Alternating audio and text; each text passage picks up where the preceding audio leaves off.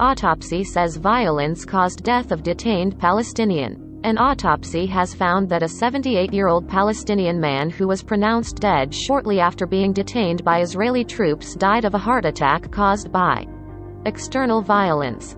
Jerusalem. An autopsy has found that a 78-year-old Palestinian man who was pronounced dead shortly after being detained by Israeli troops in the occupied West Bank died of a heart attack caused by external violence.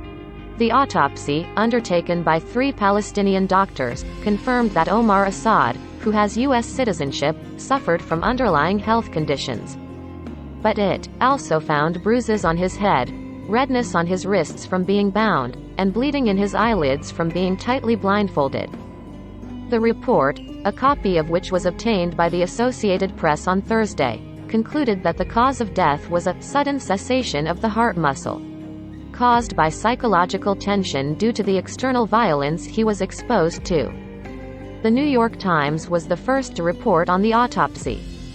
Assad was detained while returning home from a social gathering at around 3 a.m. on January 12 by Israeli soldiers who had set up a flying checkpoint in his home village of Jiljilia. It's a common occurrence in the West Bank, which has been under Israeli military rule since Israel captured the territory in the 1967 Mideast War.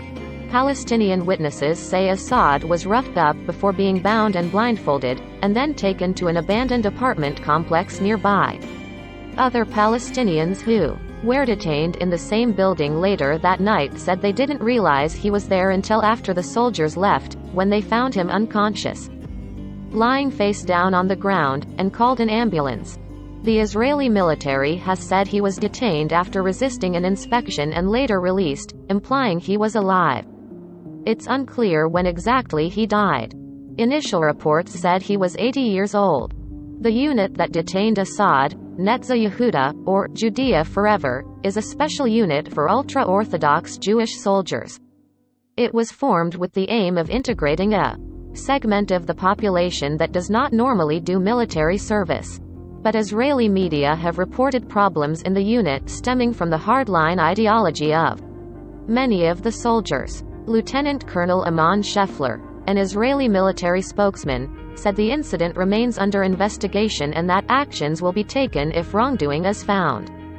The State Department has said it is in touch with the Israeli government to seek clarification about the incident and that it supports a thorough investigation. U.S. officials did not immediately respond to a request for comment on the autopsy. The Israeli human rights group BT Selim said Assad's detention was bizarre. "This is a very small, quiet village," said Dror Sadat, a spokeswoman for the group. "There was no reason at all to take an 80-year-old and to drag him and handcuff him. I have no idea why they did it." Israel says it thoroughly investigates incidents in which Palestinians are killed by Israeli troops. But rights groups say those investigations rarely led to indictments or convictions, and that in many cases the army does not interview key witnesses or retrieve evidence. Sadat said the fact that the military is still investigating more than 2 weeks after the incident, even with the added pressure of American scrutiny, indicates that any eventual conclusion will be another whitewash. "I don't know, but from our experience, it will lead to nothing," she said. Associated Press writer Joseph Federman contributed to this report.